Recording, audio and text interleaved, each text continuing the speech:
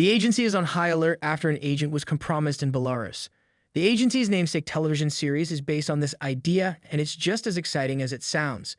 Since Michael Fassbender also makes a comeback, it actually takes a lot of cues from David Fincher's Netflix original The Killer. After 6 years of obtaining counterintelligence, making relationships, and accumulating information to fight a situation that might result in an assault on America, his character, Martian, returns to London. With its deliberate understatement, political relevance, and unique ensemble cast, the agency's two-part premiere is a slow-burning double bill that will distinguish it from other spy programs. The agency is a reimagining of Tim Roachin's French thriller The Bureau, which, for those who are interested, is available on Prime Video.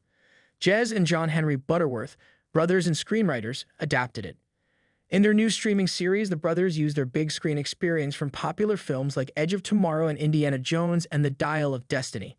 The agency relies on a clinical performance by Fassbender that captures the actor at the height of his abilities and is character-driven and ruthlessly calculating. Martian's life becomes inextricably linked to his deceitful alter ego, Paul Lewis, and the whims of his fictional personality after serving for almost 6 years on a mission in Ethiopia.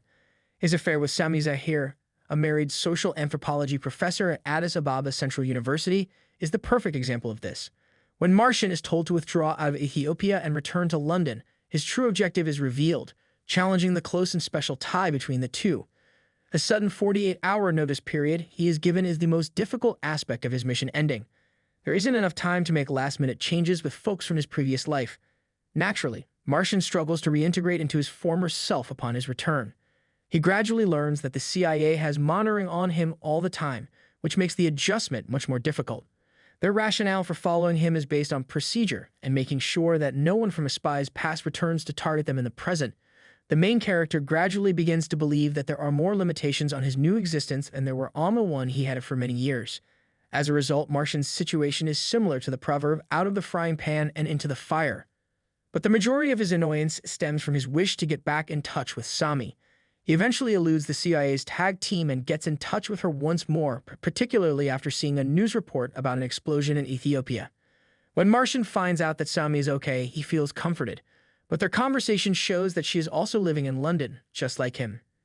After the protagonist eludes the two agents who are following him, they finally meet at the Sea Containers Hotel on the South Bank. Sami informs Martian that her husband, Mustafa, has traveled with her to London for a conference. Martian hesitates a little bit because of this, but he still has sex with her.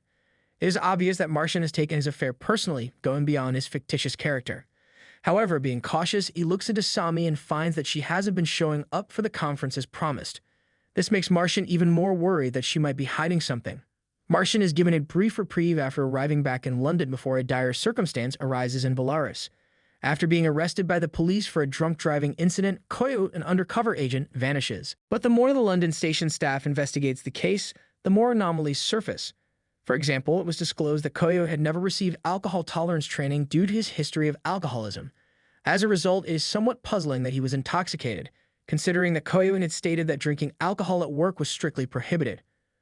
Furthermore, given how difficult it is for CIA agents to disappear without extensive preparation, his disappearance appears to be less and less accidental.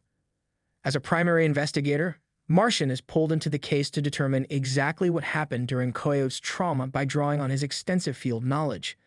After the cover agent vanishes, the team's first task is to exfiltrate Alexei Orkov, the owner of a trucking firm and one of Koyote's high-ranking connections, whose identity could be revealed.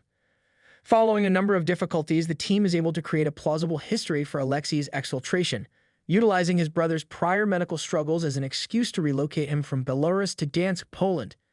All of this, though, is a calculated ploy by Martian to get him to secretly leave Belarus and enter the CIA London station.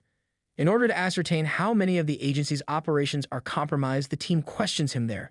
The CIA team employs a wide range of dubious interrogation techniques that verge on unethical behavior.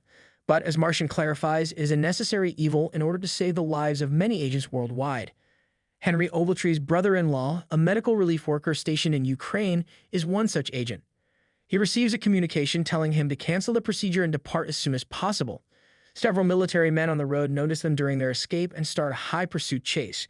He and his two partners manage to escape the situation somehow, killing several soldiers in the process. Using fictitious Russian names from War and Peace, Martian employs a cunning ploy to prove beyond a reasonable doubt that Orkov is unaffiliated with any network. Young, inexperienced spy Danny is ready to assume a phony identity for her clandestine operation in Iran, while Martian and the London station crew are busy cleaning up the coyote mess. Although she is a little rough around the edges, her skills are effective. As a result, the agency arranges for her to meet Martian in the hopes that he may be able to offer her some important advice for her new life. Martian takes a tough stance with her, giving her the assignment to obtain the names and contact details of two strangers within seconds of their initial encounter in a restaurant. It establishes the character and tone of the business she is entering right away. Ironically, one of the lessons Martian imparts to her is to avoid developing a sexual or carnal attachment to her targets. It makes one wonder if he would give himself the same counsel. In any case, Danny accepts her responsibilities with a tacit understanding of what she's getting into. But before she leaves for Iran, her handler, Naomi, gives her one more caution. The cost of being an undercover agent is reflected in one of the show's more solemn soliloquies. Naomi asks Danny if she can handle living as someone else for months or years at a time, leaving her own identity behind.